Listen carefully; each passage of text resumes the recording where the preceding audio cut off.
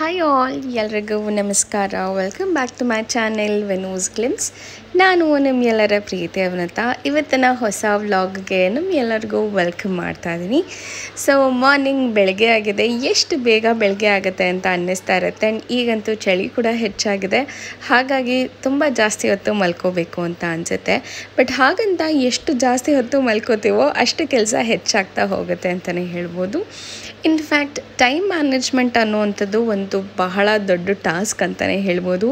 ಯಾವುದನ್ನು ಫಸ್ಟ್ ಮಾಡಬೇಕು, ಹೇಗೆ ಪ್ರಯಾರಿಟೈಸ್ ಮಾಡ್ಕೋಬೇಕು ನಮ್ಮ ಡೇ ಅನ್ನೋದ್ರಲ್ಲೇ ನಮ್ಮ ಅರ್ಧ ದಿವಸ ಕಳೆದೋಗ್ಬಿಟ್ಟಿರುತ್ತೆ ಅನಿಸುತ್ತೆ.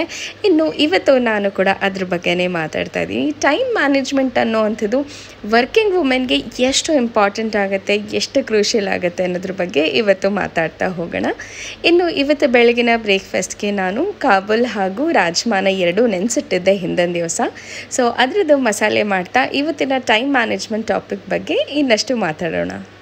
ಮೊದಲಿಗೆ ಟೈಮ್ ಮ್ಯಾನೇಜ್ಮೆಂಟ್ ಅನ್ನುವಂಥದ್ದು ಬರೀ ವರ್ಕಿಂಗ್ ವುಮೆನ್ಸ್ಗೆ ಅಷ್ಟೇ ಅಲ್ಲದೆ ಪ್ರತಿಯೊಬ್ಬ ಮನುಷ್ಯನಿಗೂ ಅವಶ್ಯಕತೆ ಆಗುತ್ತೆ. ಇನ್ಫ್ಯಾಕ್ಟ್ ಹುಟ್ಟಿದ ಮಕ್ಕಳಿಂದ ಹಿಡಿದು ವಯಸ್ಸಾದ ಅಜ್ಜಿ ತಾತಂದಿರವರೆಗೂ ಟೈಮ್ ಮ್ಯಾನೇಜ್ಮೆಂಟ್ ಅನ್ನೋದು ಬಹಳನೇ ಇಂಪಾರ್ಟೆಂಟ್ ಆಗುತ್ತೆ.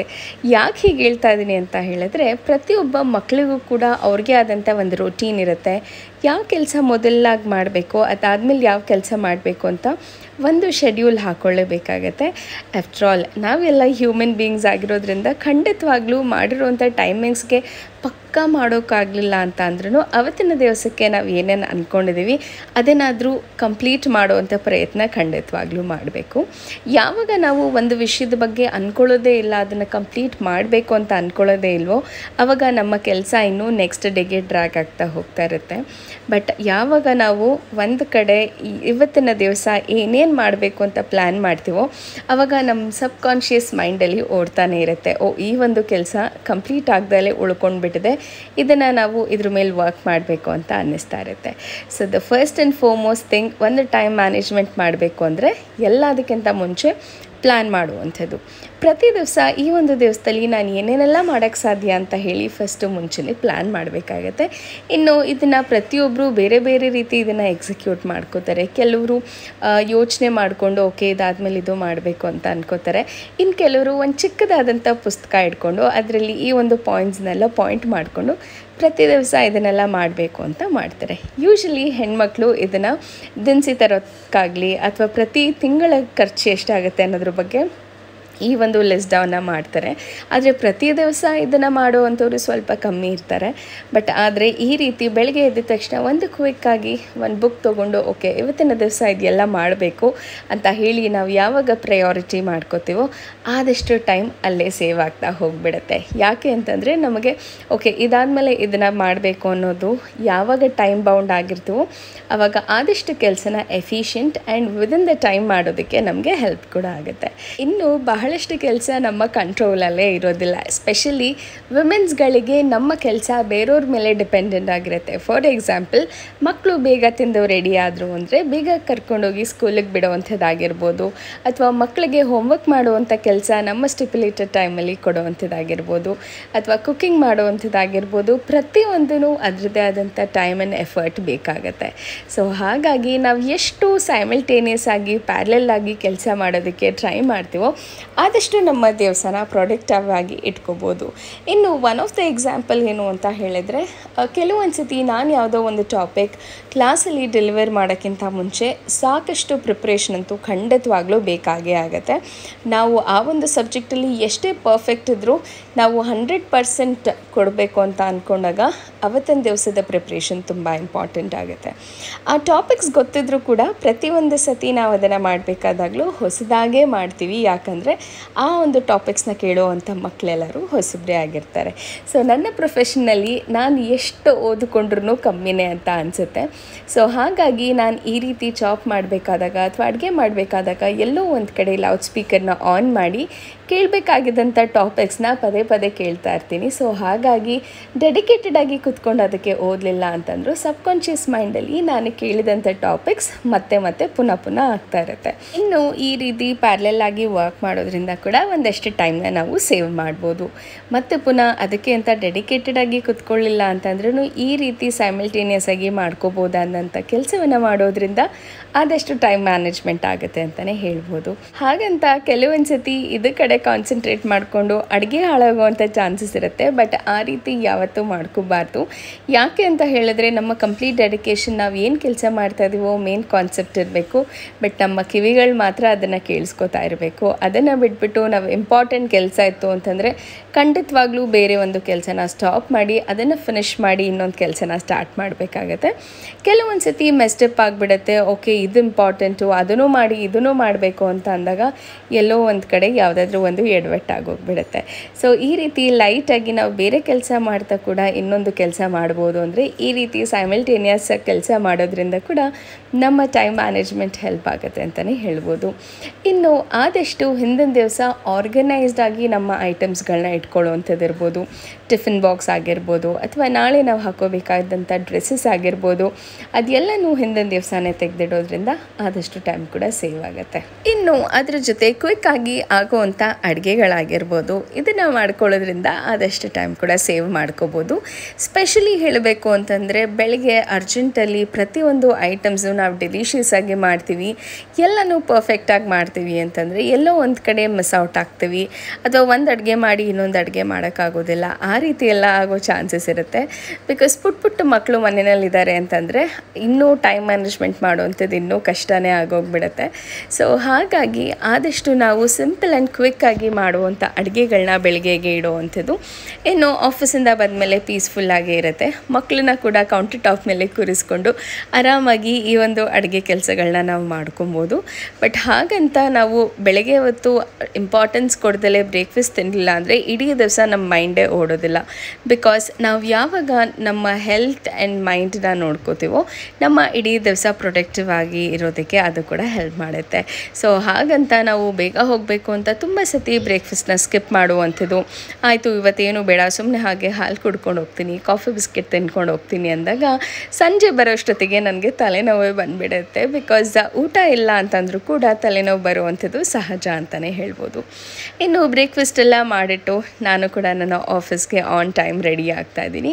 ಸೊ ಯಾವಾಗ ನಾವು ಒಂದು ಸ್ವಲ್ಪ ಬೇಗ ಎದ್ದು ಎಲ್ಲನೂ ಆರ್ಗನೈಸ್ಡ್ ಆಗಿ ಇಟ್ಟರೆ ಕ್ವಿಕ್ ಆ್ಯಂಡ್ ಆನ್ ಟೈಮ್ ಆಗಿ ರೆಡಿ ಆದಾಗ ನಮಗೂ ಕೂಡ ಖುಷಿ ಆಗುತ್ತೆ. ಆ್ಯಂಡ್ ಮಾರ್ನಿಂಗ್ ಯಾವಾಗ ಹ್ಯಾಪಿಯಾಗಿ ಸ್ಟಾರ್ಟ್ ಆಗುತ್ತೋ ನಮ್ಮ ಇಡೀ ದಿವಸ ಅಷ್ಟೇ ಪ್ರೊಡಕ್ಟಿವ್ ಆಗಿ ಇರುತ್ತೆ, ಖುಷಿಯಾಗಿ ಇರುತ್ತೆ, ಆರ್ಗನೈಸ್ಡ್ ಆಗಿ ಇರುತ್ತೆ ಅಂತಲೇ ಹೇಳ್ಬೋದು.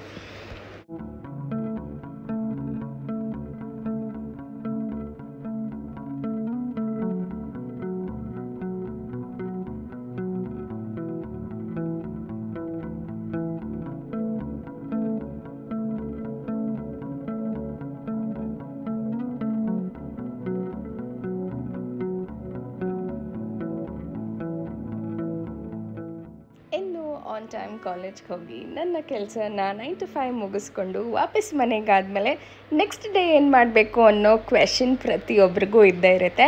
ಸ್ಪೆಷಲಿ ವರ್ಕಿಂಗ್ ವುಮೆನ್ಸ್ಗೆ ಓಕೆ ನಾಳೆ ಏನು ಮಾಡಬೇಕು, ಅದಾದಮೇಲೆ ಏನು ಮಾಡಬೇಕು ಅನ್ನೋ ಟೆನ್ಷನ್ ಹೆಚ್ಚಾಗುತ್ತೆ. ಇನ್ನು ಮನೆಯಲ್ಲಿರೋವಂಥವ್ರಿಗೆ ನಾಳೆ ಮಕ್ಕಳಿಗೆ ಡಬ್ಬಿಗೆ ಏನು ಕಳಿಸ್ಲಿ, ಹಸ್ಬೆಂಡಿಗೆ ಏನು ಪ್ಯಾಕ್ ಮಾಡಲಿ ಅನ್ನೋ ಟೆನ್ಷನ್ ಪ್ರತಿಯೊಬ್ಬ ಹೆಣ್ಮಕ್ಳಿಗೂ ಇರುತ್ತೆ ಅಂತಲೇ ಹೇಳ್ಬೋದು.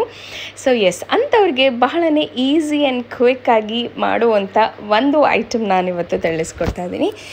ಇನ್ಫ್ಯಾಕ್ಟ್ ಇದನ್ನು ಪ್ರೋಟೀನಿಷಿಯಸ್ ಆಗಿರುವಂಥ ಚಟ್ನಿ ಪುಡಿ ಅಂತನಾದರೂ ಅಂದ್ಕೋಬೋದು, ಅಥವಾ ನೀವು ಕ್ವಿಕ್ ಚಟ್ಪಟ್ಟಾಗಿ ಒಂದು ಬ್ರೇಕ್ಫಾಸ್ಟ್ ಜೊತೆಗೆ ಸೈಡ್ ಡಿಶ್ ಆಗೋ ಇದನ್ನು ತೊಗೊಳ್ಬೋದು. ಸೊ ಬನ್ನಿ ಏನದು ಅಂತ ನಾನು ನಿಮಗೆ ತಿಳಿಸ್ಕೊಡ್ತೀನಿ. ಇದಂತೂ ಕ್ವಿಕ್ಕಾಗಿ ಮಾಡ್ಕೋಬೋದಾದಂಥ ಚಟ್ನಿ ಪೌಡರ್ನ ನಾನಿವತ್ತು ತಿಳಿಸ್ಕೊಡ್ತಾ ಇದ್ದೀನಿ. ಇದನ್ನು ಇನ್ಸ್ಟೆಂಟ್ ಚಟ್ನಿಯಾಗೂ ಬಳಸ್ಕೋಬೋದು, ಚಟ್ನಿ ಪುಡಿಯಾಗೂ ಬಳಸ್ಕೋಬೋದು, ಬಹಳನೇ ರುಚಿಯಾಗಿ ಇರುತ್ತೆ.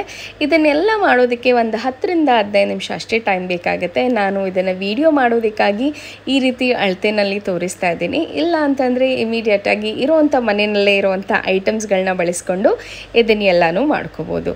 ಸೊ ಬನ್ನಿ, ಇದಕ್ಕೆ ಬೇಕಾದಂಥ ಎಲ್ಲ ಐಟಮ್ಸ್ಗಳನ್ನ ನಾನು ನಿಮಗೆ ತಿಳಿಸ್ಕೊಡ್ತೀನಿ.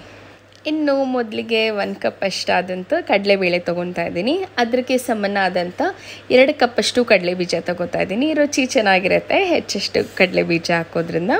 ಕಡಲೆಪಪ್ಪು, ಉದ್ದಿನಬೇಳೆ, ಎಳ್ಳು ಹಾಗೆ 1 ಕಪ್ಪಷ್ಟು ನಾನು ಬೆಲ್ಲ ತೊಗೊಂಡಿದ್ದೀನಿ. ಜೀರಿಗೆ ಸ್ವಲ್ಪ ಡೈಜೆಷನ್ಗೆ ಬೇಕಾಗುತ್ತೆ, ಬಿಕಾಸ್ ಕಡಲೆಬೇಳೆ ಕಡಲೆಕಾಳು ಎಲ್ಲ ಹಾಕಿರೋದ್ರಿಂದ. ಉಪ್ಪು, ಒಣಗಿಸಿರುವಂಥ ಕರಿಬೇವು, ಸೊ ತುಂಬಾ ಚೆನ್ನಾಗಿ ಇರುತ್ತೆ. ಇದನ್ನು ಹೆಚ್ಚು ಹಾಕ್ಕೊಂಡಷ್ಟು ರುಚಿ ಚೆನ್ನಾಗಿರುತ್ತೆ. ಒಣಮೆಣಸಿನ್ಕಾಯಿ, ಇಲ್ಲಿ ಬಾಡಿಗೆ ಮೆಣಸಿನ್ಕಾಯಿ ಮತ್ತು ಗುಂಟೂರು ಮೆಣಸಿನ್ಕಾಯಿ ತೊಗೊಂಡಿದ್ದೀನಿ. ಹುಣಸೆ ಹಣ್ಣು ಮತ್ತು ಅದ್ರ ಜೊತೆಗೆ ಕೊಬ್ಬರಿ 1 ಹೋಳು ತೊಗೊಂಡಿದ್ದೀನಿ. ಇದರಲ್ಲಿ ಇರುವಂಥ ಪ್ರತಿಯೊಂದು ಐಟಮ್ಸಲ್ಲಿ ಅದರದ್ದೇ ಆದಂಥ ಪ್ರೋಟೀನ್ಸ್ ಇರುತ್ತೆ. ಎಲ್ಲನೂ ನೀಟಾಗಿ ಫ್ರೈ ಮಾಡ್ಕೋಬೇಕು, ಬೇರೆ ಬೇರೆ ಹದವಾಗಿ ಫ್ರೈ ಮಾಡ್ಕೋಬೇಕು. ಇಲ್ಲಿ ನಾನು ಫ್ರೈಯಿಂಗ್ ಪ್ರಾಸೆಸ್ ತೋರಿಸಿಲ್ಲ, ವಿಡಿಯೋ ತುಂಬ ಲಾಂಗ್ ಆಗಿಬಿಡುತ್ತೆ ಅಂತ. ಹದವಾಗಿ ಎಲ್ಲದನ್ನು ಫ್ರೈ ಮಾಡ್ಕೋಬೇಕು. ಫ್ರೈ ಮಾಡಿಕೊಂಡು ಒಂದೊಳ್ಳೆ ಮಿಕ್ಸ್ ಕೊಟ್ಟು ಈ ರೀತಿ ಚೆನ್ನಾಗಿ ರೆಡಿ ಆಗುತ್ತೆ. ಆ್ಯಂಡ್ ಇದಕ್ಕೆ ನಾನು 1 ಕಪ್ಪಷ್ಟು ಬೆಲ್ಲನ ಆ್ಯಡ್ ಮಾಡ್ಕೊತೀನಿ. ಬೆಲ್ಲ ಹಾಕೋದ್ರಿಂದ ತುಂಬ ಸ್ವೀಟ್ ಆಗುತ್ತೆ ಅನ್ನೋವಂಥದ್ದೇನಿಲ್ಲ, ತುಂಬ ರುಚಿಯಾಗಿ ಬರುತ್ತೆ. ನೋಡಿ, ಈ ರೀತಿ ಎಲ್ಲನೂ ಫ್ರೈ ಮಾಡ್ಕೊಂಡು ಇಟ್ಕೊತೀನಿ. ಆ್ಯಂಡ್ ರುಚಿಗೆ ತಕ್ಕಷ್ಟು ಉಪ್ಪು ಕೂಡ ನಾನು ಮೊದಲಿಗೆ ಆ್ಯಡ್ ಮಾಡ್ಕೊತೀನಿ. ಸೊ ಫ್ರೈ ಮಾಡ್ಕೊಂಡಿದ್ದಂಥ ಎಲ್ಲ ಐಟಮ್ಸ್ಗಳನ್ನೂ ಈ ರೀತಿ ಮಿಕ್ಸ್ ಮಾಡ್ಕೋಬೇಕು. ಮಿಕ್ಸ್ ಮಾಡಿಕೊಂಡು ಚೆನ್ನಾಗಿ ರುಬ್ಕೊಂಡ್ಬಿಟ್ರೆ ಟೇಸ್ಟಿಯಾಗಿರೋವಂಥ ಚಟ್ನಿ ಪೌಡರ್ ರೆಡಿ ಆಗಿಬಿಡುತ್ತೆ. ಆ್ಯಂಡ್ ಇದನ್ನು ತುಂಬ ಸಾಫ್ಟಾಗಿ ರುಬ್ಕೊಳ್ಳೋ ಅವಶ್ಯಕತೆ ಇರೋದಿಲ್ಲ, ತರಿಯಾಗಿ ರುಬ್ಕೊಳ್ಳಿ. ಬಿಕಾಸ್ ಮಧ್ಯ ಕಾಳುಗಳು ಬೇಳೆಗಳು ಚೆನ್ನಾಗಿ ಫ್ರೈ ಆಗಿರೋದ್ರಿಂದ ರುಚಿಯಾಗಿ ಅನಿಸುತ್ತೆ ಮತ್ತು ತಿನ್ನೋದಕ್ಕೂ ಬಹಳನೇ ರುಚಿ ಕೊಡುತ್ತೆ ಅಂತಲೇ ಹೇಳ್ಬೋದು. ಇನ್ನು ಬೆಳಗ್ಗೆ ಹೊತ್ತು ಅರ್ಜೆಂಟ್ ಇರುತ್ತೆ, ಏನೋ ಒಂದು ಮಾಡಬೇಕು ಅಂದಾಗ ಒಂದು ಬಿಸಿಯನ್ನು ಇಟ್ಕೊಂಡು ತುಪ್ಪ ಹಾಕ್ಕೊಂಡು ಚಟ್ನಿ ಪುಡಿ ತೊಗೊಂಡು ಹೋಗ್ಬೋದು, ಅಥವಾ ಒಂದು 2 ಚಪಾತಿ ಹೊತ್ಕೊಂಡು ತುಪ್ಪ ಮತ್ತು ಈ ರೀತಿ ಚಟ್ನಿ ಪುಡಿನ ಬಳಸ್ಕೋಬೋದು. ಇನ್ನು ಮಿನಿಮಮ್ ಆಗಿ 2 ಕಪ್ ಅಷ್ಟೇ ಇದನ್ನು ಮಾಡ್ಕೊಳ್ಳಿ. ಫ್ರೆಶ್ಶಾಗಿ ಮಾಡ್ಕೊಂಡು ತಿಂದಾಗ ಇನ್ನೂ ರುಚಿ ಹೆಚ್ಚಾಗುತ್ತೆ ಅಂತಲೇ ಹೇಳ್ಬೋದು. ನಾನು ಕೂಡ ಈ ಒಂದು ಚಟ್ನಿ ಪುಡಿನ ಟೇಸ್ಟ್ ಮಾಡಲಿಕ್ಕೆ ರವೆ ರೊಟ್ಟಿ ಜೊತೆ ತಿಂತಾಯಿದ್ದೀನಿ. ಬಹಳನೇ ರುಚಿಯಾಗಿರುತ್ತೆ. ಇನ್ನು ಪ್ಲೇನ್ ಮೊಸರನ್ನ ಜೊತೆನೂ ಸೈಡ್ ಡಿಶ್ ಆಗಿ ಇದನ್ನು ಇಟ್ಕೊಂಡು ತಿಂತಾಯಿದ್ರೆ ವಾವ್ ಅಂತಲೇ ಅನ್ನಿಸ್ತಾ ಇರುತ್ತೆ. ಇನ್ನು ಸೀಸ್ನಲ್ ಫ್ರೂಟ್ ಮ್ಯಾಂಗೋ ಆಗಿರೋದ್ರಿಂದ ಅದನ್ನು ಕೂಡ ಇವತ್ತು ಸೈಡ್ ಡಿಶ್ ಆಗಿ ಬಳಸ್ಕೊಂಡು ಚಟ್ನಿ ಪುಡಿ ಜೊತೆ ತಿಂತಾಯಿದ್ರೆ ವಾ ಅಂತ ಅನ್ನಿಸ್ತಾ ಇರುತ್ತೆ. ಇನ್ನು ಇದು ಯಾವುದೇ ರೀತಿ ಹೊರಗಡೆ ಫುಡ್ ತಿನ್ನಬೇಕಪ್ಪ, ಬೆಳಗ್ಗೆ ಏನೋ ಮಾಡೋಕ್ಕಾಗಲ್ಲ ಹೋಯ್ತು ಹೊರಗಡೆ ಹೋಗಿ ತಿನ್ನಬೇಕು ಅನ್ನೋದಕ್ಕಿಂತ ಹೆಚ್ಚಾಗಿ ಈ ರೀತಿ ಮನೆಯಲ್ಲಿ ಇನ್ಸ್ಟೆಂಟ್ ಪುಡಿಗಳಿತ್ತು ಅಂತಂದರೆ ಏನೋ ಒಂದು ಚಿಕ್ಕದಾಗಿ ಮಾಡಿಕೊಂಡು ತಿನ್ಕೊಂಡು ಹೋಗ್ಬೋದು. ಹೆಲ್ದಿಯಾಗಿ ಕೂಡ ಇರುತ್ತೆ ಮತ್ತು ಅಷ್ಟೇ ಪ್ರೋಟೀನಸ್ ಆಗೋ ಇರುತ್ತೆ. ಏನೋ ತಿನ್ನಬೇಕಲ್ಲ ಅಂತ ಏನೋ ತಿಂತಾ ಇರೋದಿಲ್ಲ, ಬಹಳ ರುಚಿಯಾಗೂ ಇರುತ್ತೆ, ಪ್ರೋಟೀನಸ್ ಆಗೋ ಇರುತ್ತೆ. ಸೊ ಇವತ್ತಿನ ನಮ್ಮ ಡಿನ್ನರ್ ಆಗಿತ್ತು ರವೆ ರೊಟ್ಟಿ ಜೊತೆ ಕ್ವಿಕ್ ಆ್ಯಂಡ್ ಸಿಂಪಲ್ಲಾಗಿ ಮಾಡ್ಕೊಂಡಿದ್ದಂಥ ಚಟ್ನಿ ಪುಡಿ, ಅದ್ರ ಜೊತೆಗೆ ಒಂದು ಸ್ವಲ್ಪ ಫ್ರೂಟ್ಸ್.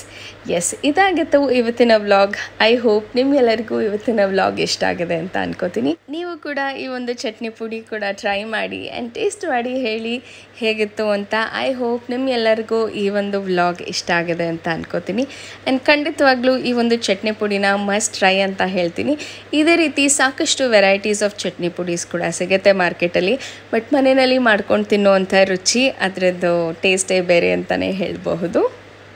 ಇಷ್ಟ ಆಗಿದ್ರೆ ಡೆಫಿನೆಟ್ಲಿ ಲೈಕ್ ಮಾಡಿ, ಶೇರ್ ಮಾಡಿ, ಹಾಗೂ ನನ್ನ ಚಾನಲ್ಗೆ ಸಬ್ಸ್ಕ್ರೈಬ್ ಆಗಿ ಸಪೋರ್ಟ್ ಮಾಡಿ ಅಂತ ಹೇಳ್ತಾ ಮತ್ತೆ ಸಿಗ್ತೀನಿ ಇನ್ನೊಂದು ವಿಡಿಯೋದೊಂದಿಗೆ. ಅಲ್ಲಿವರೆಗೂ ನಮಸ್ಕಾರ, take care, love you all and bye.